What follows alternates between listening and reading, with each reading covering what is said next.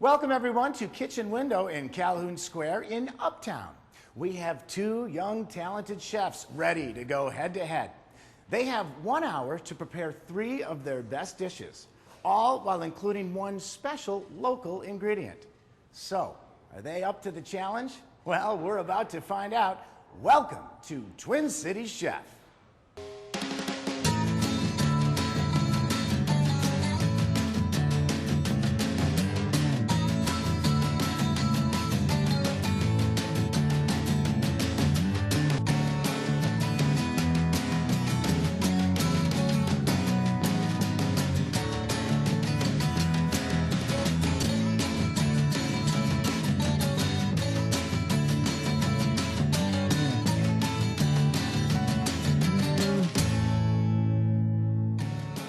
Twin City Chef is brought to you by Kitchen Window in Calhoun Square, The Wedge Co-op, France 44 Wines and Spirits, and Continental Diamond. Hello everyone, and thank you for joining us for another Twin Cities Chef. It's a show that celebrates great local cooking talent and locally produced wonderful food and products that makes that great cooking possible. So speaking of great local cooking talent, let's meet today's Twin Cities Chefs. From Bistro 11, just west of the Twin Cities in Loretto, Minnesota, this is Chef Andrew Suthers. And going up against Chef Andrew today is Chef Josh McKenzie. He's the head chef at Erte in northeast Minneapolis. Hi, I'm Josh McKenzie, and I work at Erte in the Peacock Lounge in northeast Minneapolis. I like to try experimental things, but there's always room for the usual standard fare too. My name's Andrew Suthers. I'm the executive chef of Bistro 11. I think my style of cooking is based just on the passion for the food. I would say that I guess my training is classic French, but that's just in technique. I think from there, there's influences from all over the world. I don't really see any need to limit yourself to a specific genre. Today our chefs will have 1 hour to cook 3 dishes, so we will go ahead and set our official clock, brought to us by Continental Diamond and Raymond Weil timepieces. Okay, Chef Andrew, are you ready? Ready to go. Chef Josh, are you ready to go? I'm ready. All right, well, you guys have 1 hour. Best of luck to you. Twin Cities chefs, begin cooking.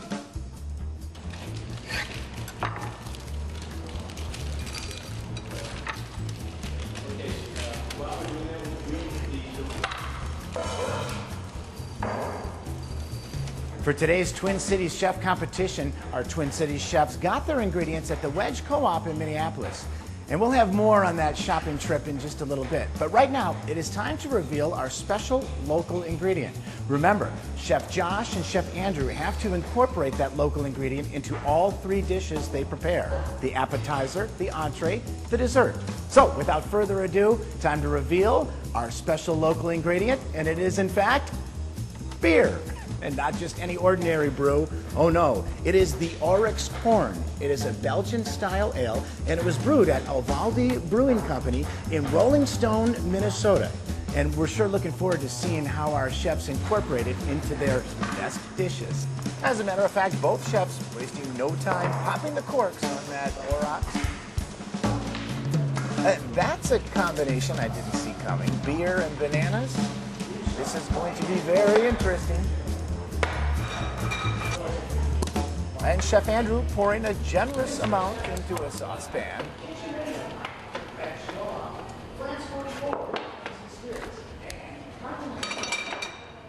We've permitted each of our Twin Cities chefs to bring along an assistant, and for Chef Andrew, that is his sous chef. Her name is Cassie Sargent, and he tells us he couldn't run Bistro 11 without her. Meanwhile, Chef Josh McKenzie has brought along his bartender. Yeah, that's Josh Kraske. He's the bartender at Erte, but he also knows his way around food, and he's helping Josh out. Josh helping Josh. We've got Team Josh here. Some nice looking apples from the Wedge Co-op. From fruit to fish, apparently. Chef Andrew cutting up some cod. And not sure which dish that will be. Some nice sections of the fish being sliced thin.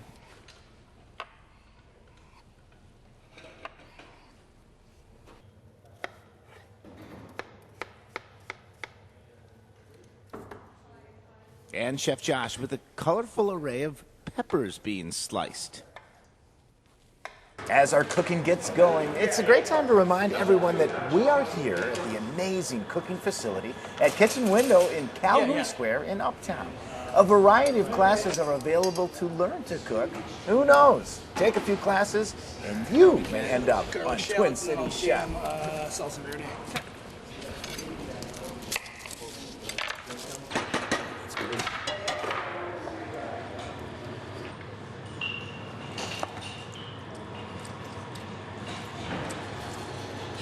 Twin Cities Chef is a friendly competition, and that requires that we have some judges. And we are thrilled to have a wonderful and esteemed panel of judges today. Let's meet them right now. First up, from Minnesota Monthly Magazine, food writer and author Sue Zellickson. Hi, Sue. Thanks for being here. We also have from Minneapolis St. Paul Magazine, a food writer and restaurant reviewer. Her name is Beth Dooley. Hi, Beth. Good to see you. And finally, we're welcoming Rick Anderson. He is owner of France 44 in Minneapolis, and they've been in the wines and spirits business for over 50 years. Sue, talk to us about the Twin Cities restaurant scene. You've observed it for many years. Okay, I was being careful there. But tell us your assessment of it currently. Well, you know, the cliche used to be that Minneapolis and St. Paul were flyover land, or Minnesota in general, in the restaurant business. And now we just see it exploding. As many people have noticed, many restaurants close, and we've got new ones that are replacing them in neighborhoods, and some of the people are making their own chains now. We don't want to call them chains, but because they're local. But it's just wonderful to watch them expand, and all the different ethnic foods we can get here now. It's really exciting. Beth, what has surprised or delighted you about the local Twin Cities restaurant scene in the last year? You know, I have to say pork. There's great charcuterie right now, and there's some really interesting heritage breeds of pork that are being raised that have fabulous flavor, a lot of fat, but that makes them taste good. So I think that's really interesting. Well, because Rick is a wine and spirits expert, let's ask him a wine and spirits question. We've got this Oryx Belgian-style ale today, a very kind of different kind of brew, and there's so many to choose from. And what is the current situation with beer in Minnesota? Well, beer's come a long way from where it was 10 years ago. I think a lot of that has to do with the expansion in home brewing. A lot of people have the bug. Home brewing is something that's a little easier to do than home winemaking, and so you get more interest in that. Of all the new home brewers, some of them actually are turning out to be pretty good at it. They then go commercialize their product, and that's how the cycle gets started. Thank you, judges, for a little debriefing. We'll be back to you in just a bit for the all-important judging.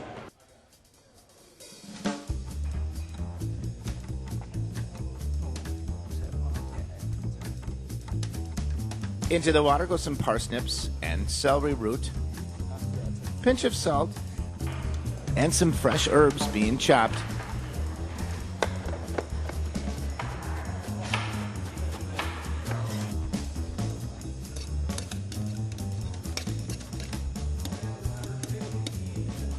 Chef Josh with the all-important taste test. And a little more honey added to what looks like a really interesting topping or side dish. Not sure. Base. Just a little. Nothing crazy.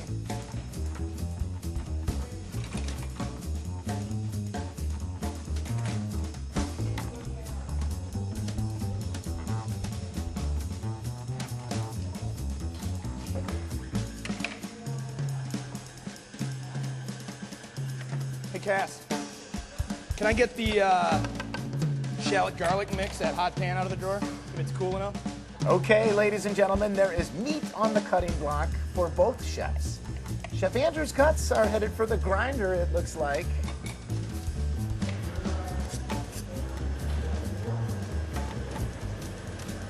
Not sure what Chef Josh is planning.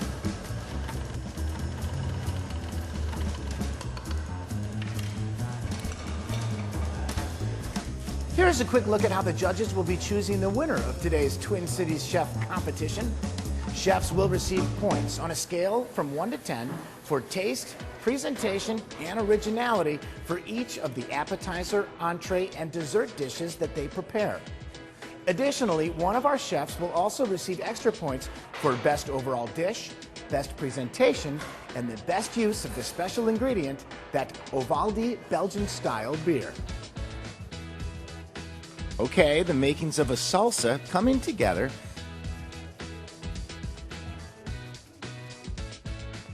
Some nice knife work there with slicing. And the heavy machinery is out in force. Over in Chef Andrew's kitchen,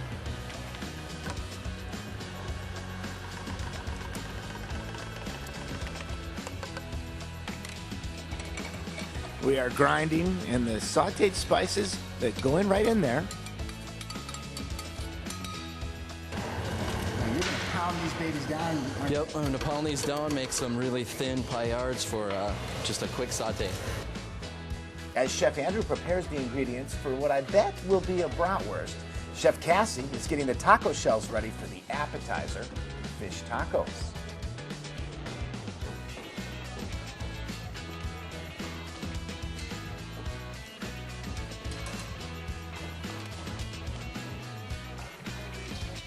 As we mentioned earlier, our Twin Cities chefs got all their ingredients from the Wedge Co-op in Minneapolis, a great source for locally produced, high-quality organic food. Yesterday, we let them loose in the aisles to gather all the ingredients for this competition. Let's take a look. Hey there, Chef Andrew, Chef Josh. Welcome to the Wedge Co-op.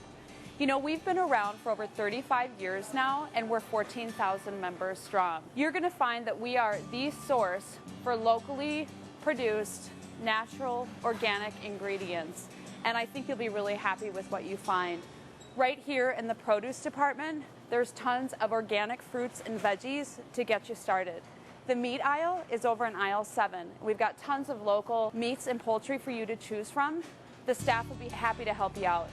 In between produce and meat, you're going to find that we've got locally produced groceries as well. They make fantastic ingredients for you. And don't forget the artisan cheeses. They're over by the meat department, and that's where local farmers really shine. So whenever you're ready, go shopping. You got a good head of cabbage for me? That looks great. Oh, we have fresh cilantro here too. And I think while we're over here, those fennel bulbs are calling my name. Then we're gonna do a little pork tenderloin here. Thank you. Yeah, thanks. And then probably one of my favorite locally sourced products for sure is some Ames Farm honey. We're gonna go with the Summer Blossom. I think it'll play nice with some of the ingredients for our dessert. I saw earlier you've got a little of this Beeler's Farm bacon. Is that an Applewood then? Applewood. That'll work. Let's do a ½ pound of that. Oil, olive oil.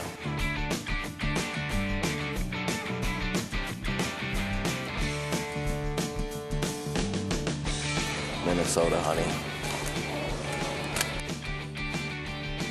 I certainly had no problem finding everything, that's for sure.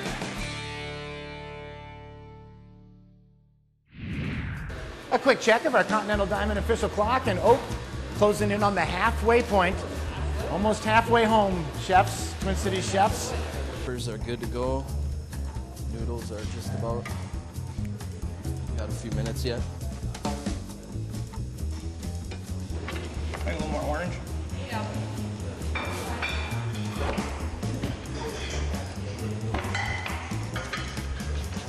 Now that's interesting, a little orange zest being introduced into the ground meat. That'll make a very interesting bratwurst.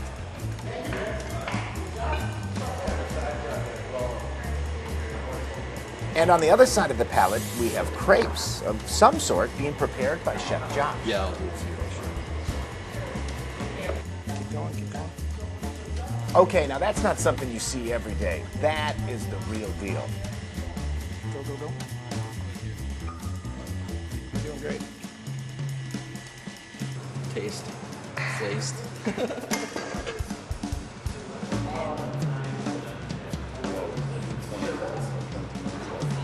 We wanted to chat with Joe Pond. He is the Ovaldi brewing guy. He's the brewmaster. You're the president. You're the whole deal. I'm the whole deal. Yeah, we're a brand new brewery. Opened up in a family farm in Rolling Stone, Minnesota. It's my in-laws' farm. I'm the brewer. I bottle everything by hand. I do all the sales and distribution. It's a one-man show. Did you start as a home brewer? Is that how this evolved? I started as a professional brewer. Okay. Yeah, I did some brewing at a couple regional sized brewing plants. Got into home brewing later, and here we are now. Yeah, talk to me about the Oryx Horn. Describe this beer for us. It's loosely modeled after what the Roman historians described the barbarians drinking about 2,000 years ago. They drank an unusually strong beverage made from cereal grains. They made it out of wheat, barley, and they used a lot of honey. Wow, you did some research before you brewed this beer. Brewing history is a fantastic subject. So how about having chefs incorporate your beer into their dishes? Are you looking forward to seeing how they accomplish that? I'm very excited to see what they come up with today. Have you ever done something like this before? I cook with my beer all the time, but not like they do. Joe, thank you very much for being part of the show today, and we'll see how your beer fares in their dishes. Thank you very much. A great wine or beer can really make a dish like we are seeing here today even more special. After our chefs are done and present their dishes to our judges, we are going to have some perfect pairings suggested by the experts at France 44. And that's coming up a little later in the show.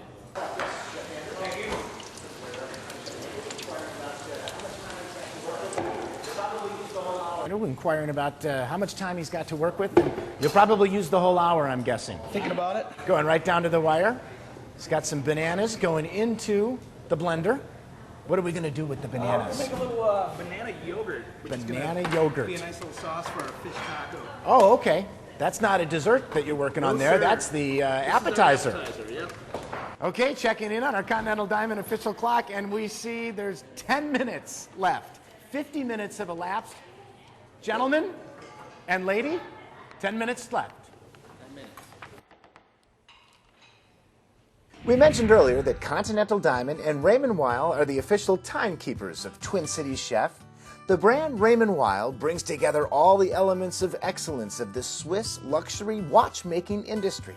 Precision, quality, reliability, nobility, and technical nature of the materials are many standards that the Geneva-based brand combines to create its models. And Continental Diamond is proud to feature one of the Twin Cities' best selection of Raymond Weil. Come in and see the knowledgeable sales staff and learn all about these amazing timepieces. And a little more sweetness going into Chef Andrew's mixture there.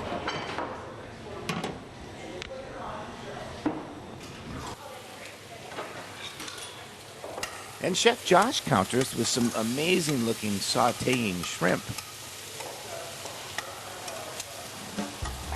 Well, we're getting down to the wire. We're under 5 minutes. Yep, that's what it says on the Continental Diamond official clock. And our chefs, well, they're still moving. They're still grooving. They're going to use the whole hour. And our Twin Cities chefs are still working. This is going to come right down to the wire. It's amazing how fast an hour goes. When you're in a competition like this, the judges are ready to do what they do best, and that is judge. They will be sampling soon. And it's 7, 6, 5, 4, 3, 2, 1. Twin Cities chefs, stop cooking. Nice job.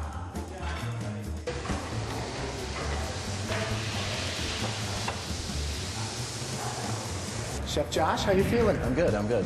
You looked a little tired at the end there. Well, it was hot back there, but I got through it. Let's talk about what you have prepared here. Let's begin right here. This is just a little Asian dish. It's a little bit spicy, a little spicier than I wanted it to be, but I think it was the Thai chilies that I used. So that's your appetizer. Let's move on to our entree. What have you done? This is just sauteed pork tenderloin with just an apple sauce, sort of, with the beer deglaze, and then just some sauteed onion and apple. How'd that work using the beer for the deglaze? It tasted good. It tasted good, and I liked it. Yeah. And then finally, we have dessert. Some beer crepes. There's actually beer in the batter, and then a banana compote filling with beer, a little melted chocolate, and some whipped cream and macadamia nuts. Of the three, which was the hardest to incorporate the beer in, and why? Definitely the dessert. When you think beer, you don't really think dessert, you know? So But I think it turned out good. Everything tasted good. Well, Chef Andrew, you used every millisecond available to you. To say the least. And, we ran into a little technical difficulty. Had to do a little minor improvisation at the very end with dessert. That's what it's all about, though, in the kitchen, isn't it? Improvising? We'll see how it turns out. I know the flavor's right. It wasn't just quite the concept we were looking for. All right, let's talk about what you've done here. Let's begin with your appetizer. Our appetizer, basically the whole concept on the menu was to pair with the very distinct flavors we found in the beer. The lightest and first flavor you kind of get is from that Belgian yeast. So you get a little hint of banana, so we went with that route. We did a SoCal-style fish taco with a banana yogurt and a little salsa verde on the side.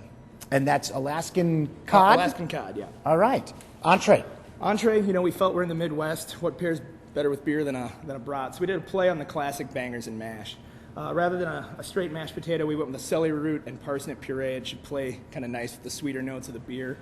The brat itself is half pork ribeye, half bacon. So you get a little of the smoke from the bacon. We finish it with your pretty classic sausage spices, but a little hint of orange zest in there. This dish really focused on those orange coriander flavors in the beer. And let's finish with the dessert. Our final dish was initially going to be a panna cotta, which for some reason didn't feel like setting up on us. So we've improvised and we're going with a honey custard soup.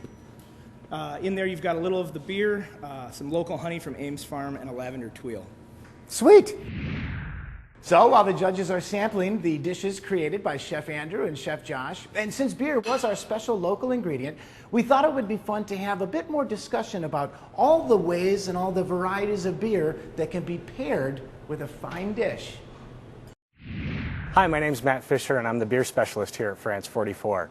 We were really happy to provide the very unique beer that went into today's dishes, but I'm here to prove that beer can replace wine at the dinner table. Let me show you how.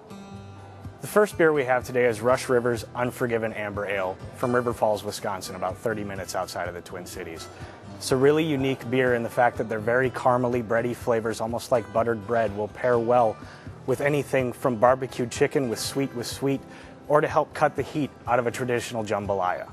Next off, we have a local powerhouse, the Surly Furious.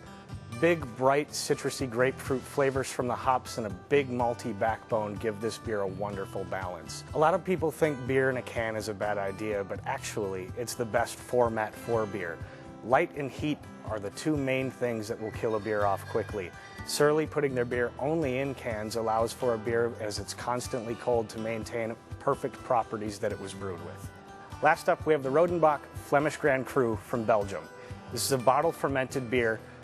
Notice the cork and the cap, meaning it's re-fermented in the bottle with Belgian candied sugars. This is a beer that's been blended between old beers and new beers to give wonderfully complex flavors between lightly tart and lightly sweet. It's delicate enough to pair up with lobster or shellfish, but it's fantastic by itself. If you're feeling adventurous, next time you're in the store, try it instead of a sparkling wine. I hope this helped you see the wonderful possibilities in pairing a great beer with your next great meal. But as always, if you ever have any questions, we at France 44 are ready to help. Now let's hear what the judges have to say about what they've been tasting. They were both really great, and it was really a tough decision. And I have to say, though, that I was really impressed with Chef Andrew's use of the product.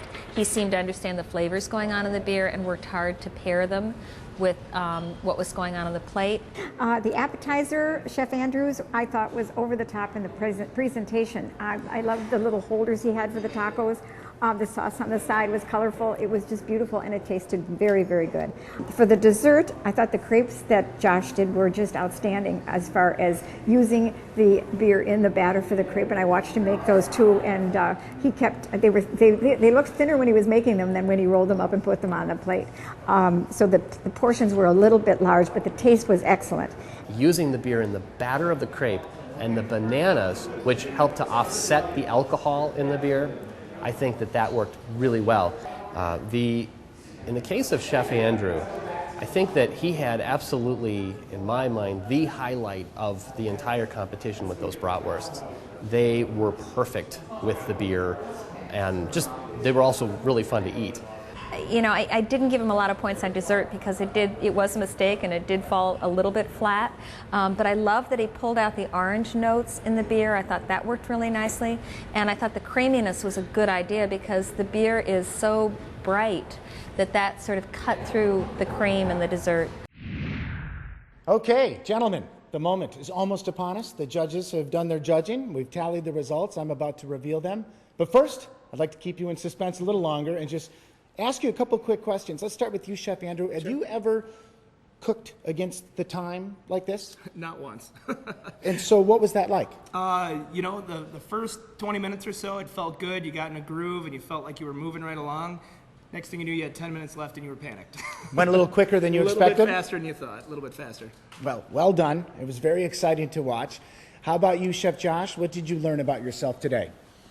I think I'm pretty good under pressure, but I don't know, this is a whole different kind of pressure, you know, when you're working against the clock and it's just, where does the time go, you know? All of a sudden you have nothing left. Speaking of pressure, it is a pressure cooker in here because it's time to reveal our Twin Cities Chef winner. And I should tell the audience and tell you guys, the dessert came in a little after the final bell, so a small penalty for that. So I'm going to give the overall points. You received 168 points from our judges. Okay. Chef Josh, you came in with 154. So, Chef Andrew, you nice job. are our Twin Cities Chef victor for this week. And of course, there's no losers though when you celebrate great food. So well done by both of you, world-class chefs. Thank you very much. So to recap, each of the dishes our chefs prepared today were judged in 3 categories: taste, presentation, and originality. Then there were also points awarded for best overall dish, best presentation, and the best use of the special local ingredient.